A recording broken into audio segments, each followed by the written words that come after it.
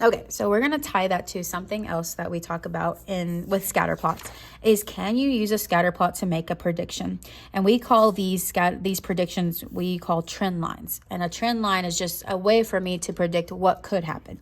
A trend line is I honestly don't know what that's supposed to be.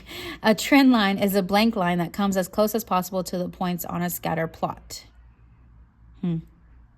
There are approximately the same number of points above and below the line, ignoring any outliers. I'll get back to that line. I really don't know. Trend line is a blank line. Anyway, so number 1, it says, based on the scatter plot, what is the best prediction of the speed of sound when the air temperature is 50 degrees Celsius? So when I see a scatter plot like this, we are going to make a line that goes through the dots in the direction and try to make it as middle Red Sea as possible as you can get, okay? So what you do is you take your ruler or whatever you have, straight edge, and I'm going to make my line go through these dots and try to split them like the Sea of David, and I'm going to draw a line through them. Okay, now this is where, honestly, it's one of those days where you may not even necessarily get the same answer that your neighbor does because it's a guesstimate. So if I look at it, here's my line. It's more or less correct because it looks balanced on both sides. It's going through the dots. So now I have to look for 50 degrees Celsius. Well, 50 degrees Celsius is over here at the end.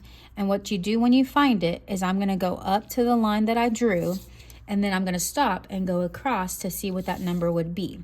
Well, according to my answer choices, would it be 350? No, too low. Would it be 355? No, too low. Would it be closer to 360? Yes. Would it be as high as 365? Possibly not. So my answer is H. Let's do that again. This time, number 2, my line is going downwards. So I'm going to draw a line that goes through the dots at a negative line. Again, how you know your line is correct is you just want to make sure it goes through the dots as evenly as possible. You don't want to draw your line like right below it. You don't want to draw your line above it. You don't want to just be lazy with it. And there it is. It says, based on the scatter plot, what is the best prediction of the number of hours one of Phil's friends spends sleeping when the friend spends 1 hour playing video games?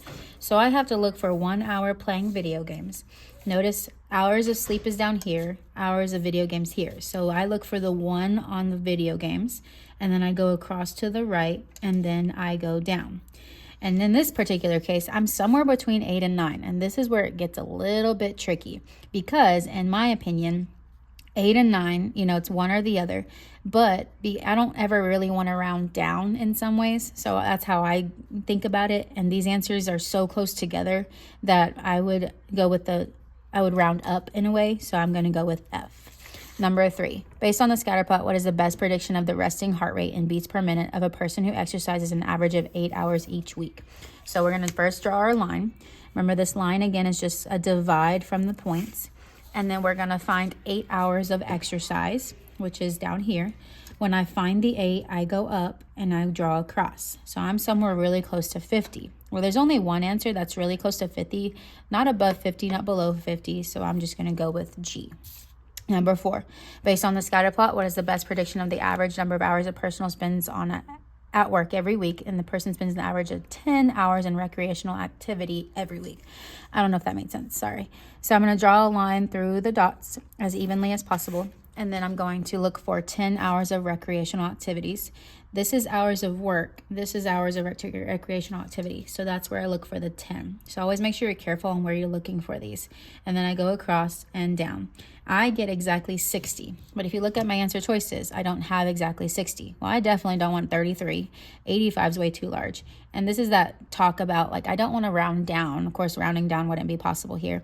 I would actually round up. So my answer would be D.